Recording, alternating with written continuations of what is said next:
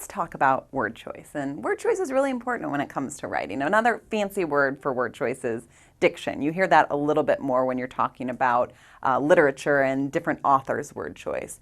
But essentially, diction is making sure you're really clearly thinking about the words you're choosing to use. So things that you need to watch out for when you're focusing on your word choice is watch out for those confusing words.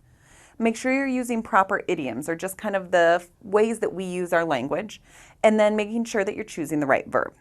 My trick for making sure I'm really closely checking my word choice is to read my writing out loud. I know it sounds silly, but there's things come across differently when you hear it out loud. So let's take a look at some common things that we want to consider.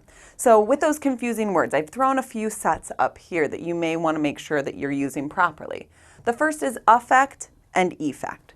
So one thing to know about this, affect is a verb. So you can affect something. Effect is a noun, like cause and effect or side effects. All right, this is a good one that I see confused all the time, past and past. They sound the same, they're homophones, but past with an ed on the end is a past tense of a verb. Past is an adjective or an adverb depending on how it's used. It describes your location in relation to something, or it talks about the actual past in terms of past, present, future. All right? Fewer and less than is another set that's often confused. Now, fewer you use when you can count the items that you're talking about. So if I was talking about cups of coffee, I need fewer cups of coffee tomorrow. However, I would use the phrase less than if I'm talking about something that I can't count. So I can really numerate cups of coffee, but it's harder to count coffee in general. So I would say I need less coffee tomorrow than I had today. All right, and finally we've got allusion and illusion. Now, allusion is something that you see mostly in literature, sometimes in art, but it's when an author or creator makes a reference to another piece of literature or a work of art. I tend to try to remember that with the A equals art, whereas an illusion, something you might see in the desert, kind of like a mirage, right? Something that doesn't really exist. So those are some commonly confused words that you want to make sure you keep your eye out for when you're selecting them. Another thing you want to be aware of, like I said, is idioms. All right, and really where I see the most errors is the idiomatic use of prepositions. So if you notice, there's just things in our language that go together just because. There's not really any rhyme or reason to it.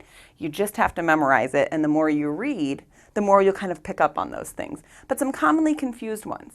We say intend to do something, so to goes with intend. Relate to somebody, not relate with them. All right, we work with somebody.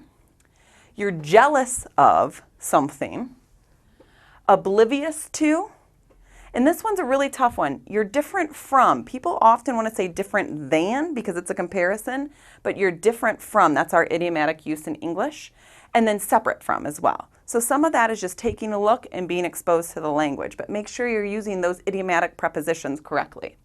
And then finally, you want to make sure you're using the correct verb. So I threw some commonly confused verbs up here. Lay and lie, set and sit, raise and rise. The simple rule here is that everything on this left-hand side should be followed by a noun. Over here, you follow it with other ideas. All right?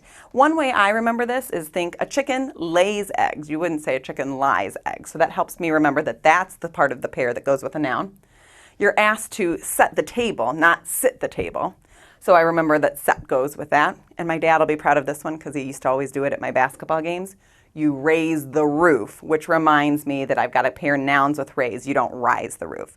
So hopefully those things will help you remember some of these commonly confused words and help you think a little bit more closely about your diction.